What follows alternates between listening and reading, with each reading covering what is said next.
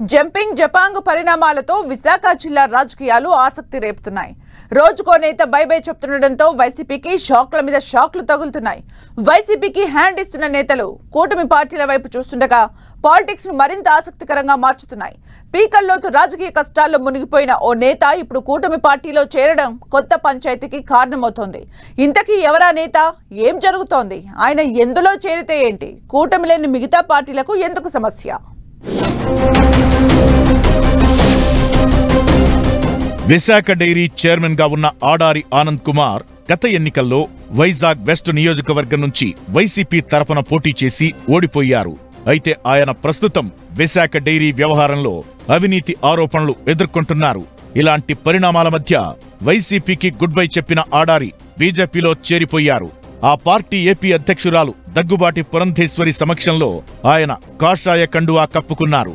ఆనంద్తో పాటు Yalamanchili municipal chairperson Ramakumari, ఇతర board డైరెక్టర్లు కూడా బీజేపీ గూటికి చేరిపోయారు. అయితే ఇప్పుడు విశాఖ జిల్లా రాజకీయాల్లో కొత్త చర్చకు దారితీస్తోంది. ముఖ్యంగా కూటమి పార్టీల మధ్య భిన్నాభిప్రాయాలు వినిపిస్తున్నాయి. ఆడారి ఆనంద్ను పార్టీలో చేర్చుకోవడంపై టీడీపీ సీనియర్ నేత, శాసనసభ స్పీకర్ అయ్యన్న పాత్రుడు పరోక్షంగా అసహనం వ్యక్తం చేయడం ఆసక్తికర చర్చకు దారితీస్తోంది.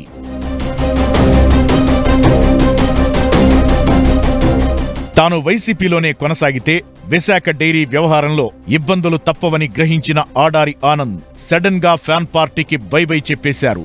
టీడీపీ, జనసేనలో చేరేందుకు చాలా ప్రయత్నాలు చేశారు. ఒకప్పుడు టీడీపీలో పనిచేసి ఆ తరువాత వైసీపీకి వచ్చిన ఆనంద్ మళ్లీ సైకిల్ పార్టీ గూటికి చేరేందుకు చెయ్యని ప్రయత్నాల్లేవు. అయితే స్పీకర్ అయ్యన్న పాత్రుడు గుర్రుగా ఉండడంతో అది సాధ్యం కాలేదు. జనసేనలో చేరేందుకు ప్రయత్నించినా చివరి నిమిషంలో బెడిసికొట్టింది. ఆ పార్టీల నాయకత్వాలు సుముఖంగా లేకపోవడంతో బీజేపీని సంప్రదించారు. చివరికి కమలం గూటికి చేరుకున్నారు.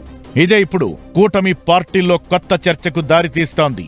అవినీతి ఆరోపణలు ఎదుర్కొంటున్న వ్యక్తిని పార్టీలో చేర్చుకునే అంశంపై కూటమి పార్టీల్లో డిస్కషన్ జరుగుతోందని వైజాగ్ పొలిటికల్ టాక్. కూటమి ప్రభుత్వం ఏర్పాటయ్యాక విశాఖ డైరీలో ఆర్థిక అవకతవకలపై పలు ఫిర్యాదులు అందాయి. శాసనసభలోనూ చర్చ జరిగింది. ఈ ఫిర్యాదులపై విచారణకు సభా సంఘాన్ని ఏర్పాటు చేస్తున్నట్లు ప్రభుత్వం ప్రకటించింది. ఎమ్మెల్యే జ్యోతుల నెహ్రూ అధ్యక్షతన ఏర్పాటైన సభా సంఘం ఈ మధ్య విశాఖ వెళ్లి డైరీ అధికారులతో సమావేశమైంది. డైరీ వివాదంలో అవినీతి ఆరోపణలు ఎదుర్కొంటున్న వ్యక్తిని పార్టీలో చేర్చుకుని జనాలకు ఎలాంటి సంకేతాలు పంపిస్తున్నట్లు అని టీడీపీ నేతలు అంటున్నారు. నేరుగా సీఎం చంద్రబాబు దగ్గర స్పీకర్ అయ్యన్న పాత్రుడు ఇదే అంశాన్ని ప్రస్తావించినట్టు ప్రచారం జరుగుతోంది. ఇక ఈ వ్యవహారం వైసీపీకి కూడా ఆయుధంగా మారే అవకాశాలున్నాయనే ప్రచారం జరుగుతోంది. అవినీతి ఆరోపణలు చేసి ఇప్పుడదే వ్యక్తిని పార్టీలో చేర్చుకుంటున్నారు అంటే ఇదేం విధానమని కూటమి సర్కారును నిలదీసేందుకు వైసీపీకి బలమొచ్చినట్లవుతుందనే చర్చ జరుగుతోంది. ఆడారి ఆనంద్ బీజేపీలో చేరడం ఇప్పుడు ఏపీలో హాట్ టాపిక్ అవుతోంది. అసలు ఎవరి అండతో ఆనంద్ కమలదళంలో చేరారని నేతలంతా ఆరా తీస్తున్నారు. గుట్టుచప్పుడు కాకుండా వ్యవహారం చక్కబెట్టిన ఆడారి ఆనంద్ పొలిటికల్ స్కెచ్ చూసి ఇప్పుడు ప్రతి ఒక్కరూ ఆశ్చర్యపోతున్నారు. ఏమైనా ఆయన చేరిక ఇప్పుడు కూటమి పార్టీలోనే కాదు, రాష్ట్ర వ్యాప్తంగా రాజకీయాల్లో కొత్త చర్చకు దారితీస్తోంది.